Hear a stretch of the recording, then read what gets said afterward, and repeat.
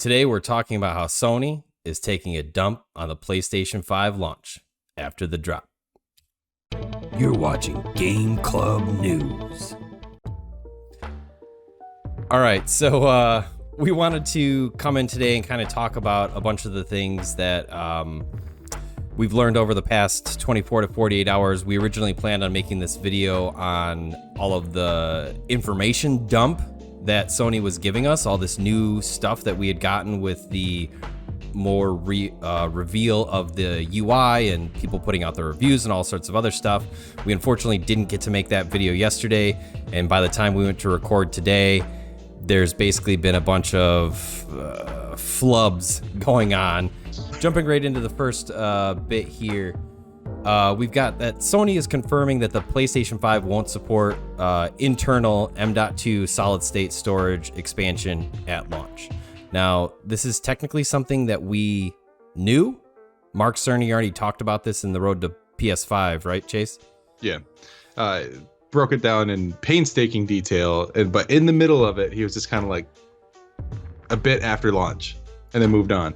And so I think we all were just so like kind of our brains are melted from how the SSD is going to work and all the speed stuff, and mentioned that there would be expandable storage, but we all kind of forgot that he said not at launch, and now it's resurfaced and everyone's like, what do you mean? No. You know?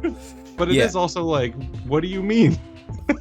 Well, and especially with the the fact that it's only an 825 gigabyte internal storage to start with, not 1 terabyte. And then once you chop in the OS and any reserved space, we're down to 667, which is right around there. That's been confirmed by multiple sources now. And more specifically with the digital owners, because it's not as easy to swap back and forth once the hard drive fills up. 40 gigs are taken up by Astro's Playroom, dude. Yeah. It's as big as Call of Duty. But sorry. So this is something that's like, we did technically know this, but this has just resurfaced as far as the news goes. And this is a pretty huge thing to not have this expandable storage at launch, especially when Microsoft has it, right? Yeah, Microsoft has it.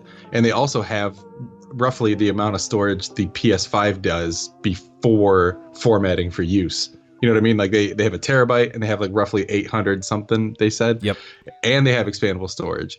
Sony's coming in with 825 before formatting and being ready to be used, down to 667 with no expandable storage. But they made such a, they focused so much on that in the teardown about how easy it was to expand it, and a list would be coming. Still haven't received the list. All these drives have come out or are coming out that would be perfect matches for this machine, which would be great, but not at launch apparently. So that was interesting. Yeah, and the two biggest ones that have released recently is the Samsung 980 Pro and the WD-SN 850, I believe.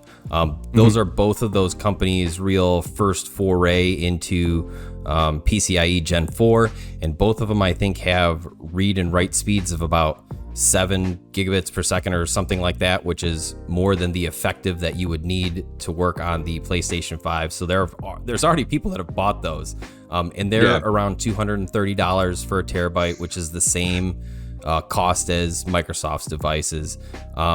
So, but without a list, and from our understanding, it's not even going to be unlocked via the firmware. Like even if you have a drive and you put it in there, it's not going to work, even if it in theory would be compatible. So this actually leads into our next bit here, which is that it has been confirmed that you cannot store PlayStation 5 games on an external hard drive of any sort, whether it's solid state, HDD, anything, USB type A or C that's on the console. There is no way, as far as everything that we understand from reports that have come out, to actually like do what is quote unquote called cold storage, to just move it to a drive and store it and then move it back to play it. I have so many opinions about this.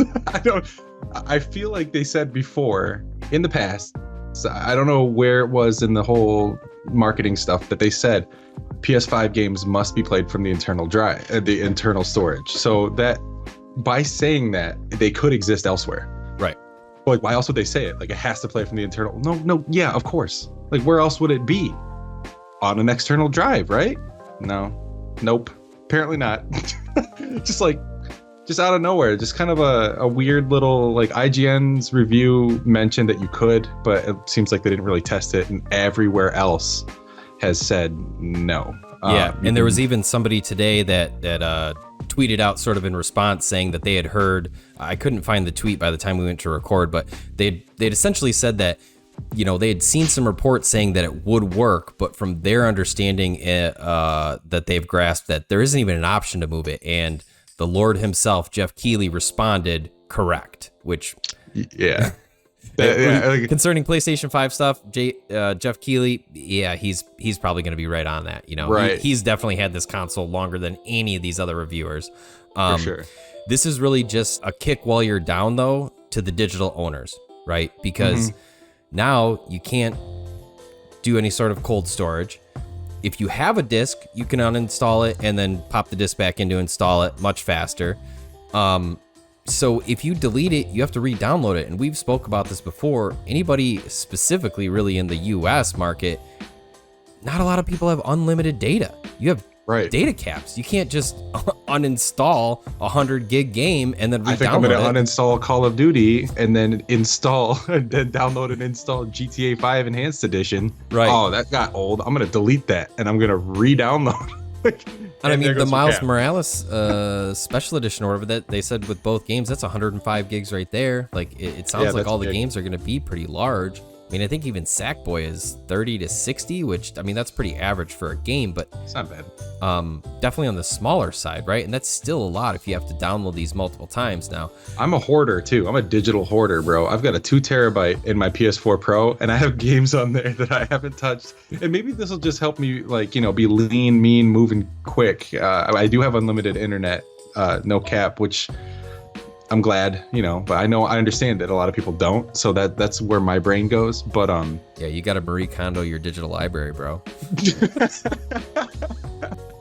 Yeah, I've got so much crap on there. So this will be fine, I guess. But I'm still just like, data is data, or data, whatever you say. I don't care. But like, the game exists. You move it. Why not? Yeah. I understand you can't play it. Just give it like a little cloud icon, like on iPhones or something, where it's like, you need to re-download this. You haven't used it in a while, but just be like, move it back to the console or something. There's something you could do. I feel like maybe it'll come in a firmware update. I don't want to ramble on any further than I already have, but but I definitely think this is a huge misstep on top of the fact that there's no M.2 support at launch, right? This is just kind of compounding those couple of things to where your storage space, which is already at a premium, having 660 internally, which if my math sits right, that's 6 to 8 games, really, you know, depending on the game. And it's like, people are gonna be like, there's not a lot of games at launch anyway, so who cares? And it's like, fair, I guess, but it's just it's the idea. Well, it's this like, and why? For me personally, I want to have my PS4 games on the internal drive. Like, I know that you know, from our understanding that the backwards compatibility isn't quite as fast as expected off of that, but I still want it on that. I don't want to have an external drive connected, right? Same. Like, that's just kind of my thought. But those two things, these are some major flubs. Moving on to the next one, though, is that Sackboy Adventure launch game, cool Mario-esque platformer, multiplayer up to 4 players, online multiplayer not at launch.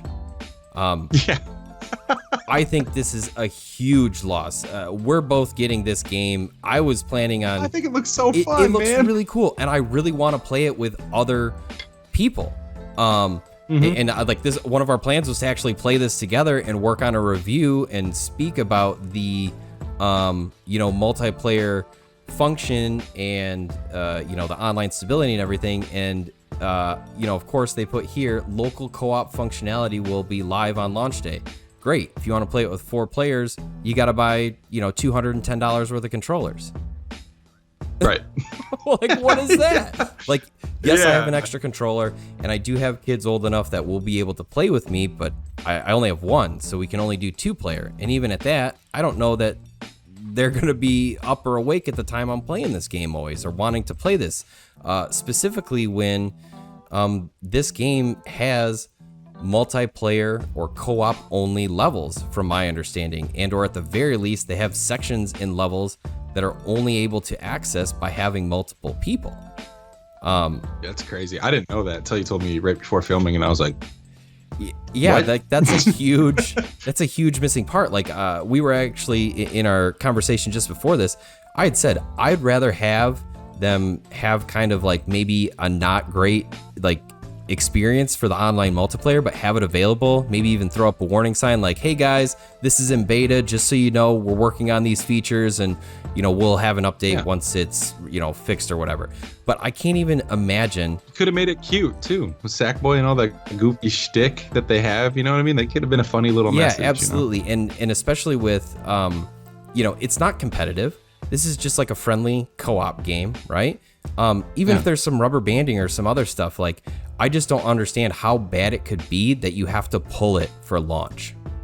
Nintendo got away with years of rubber banding and terrible online with the Wii, and that was still very popular. People still played Smash Brothers, and it was trash online on the and Wii. We have other online multiplayer games that when they launch, the multiplayer is awful and it never gets fixed, or doesn't really improve other than the fact that less people are playing their game, so the servers aren't as jammed. So I think that this one was this is another, it's like a little like, yeah, you know what I mean? It's like the storage and stuff is like really like, this was kind of like a, what's coming tomorrow? Right? Demon Souls, right? No multiplayer at launch? No! That's all we're going to be playing. Like, well, and you have to pay to play Godfall online and single player. And this is also coming off the heels of last week, Destruction All-Stars, a launch game, being pushed back 3 months into February, and then being given away for free. Like, which is smart. I know that like a lot of people said, Xbox doesn't have any games. Well, the games that PlayStation has, they're either pushing back, they're removing the online multiplayer, or there's some other fiasco going on with it. Yeah, and who knows what we're going to find out as more information comes out. Like, maybe Demon Souls is terrible all of a sudden. Right. We don't know. And there are certain games, and I know Demon Souls in particular is is releasing on the 12th. On launch day, so not even anybody that has the consoles is playing it. Nobody's getting early release for reviews. It is coming out on the 12th, and wait, they can't even review it? They don't have any copies? Nope. From my understanding and everything that I've read online is that Demon Souls is not being talked about right now because it's not being released until the 12th, and that's even for reviewers. So, we're not going to get reviews for that game day one, is my understanding. Interesting. So, well, hopefully we'll be able to blaze some trails on there and get you guys some hands-on feedback so you can get it early and understand what you're getting yourself into. I was kind of hoping to find out what we'd be getting ourselves into before we got it. But hey, pioneers, man, let's go. I mean, I could be wrong, but every place that I've checked and articles that I've read and Reddit and forums and all sorts of other stuff, they're all really pointing to that same thing. But, I think that's all we got for you today.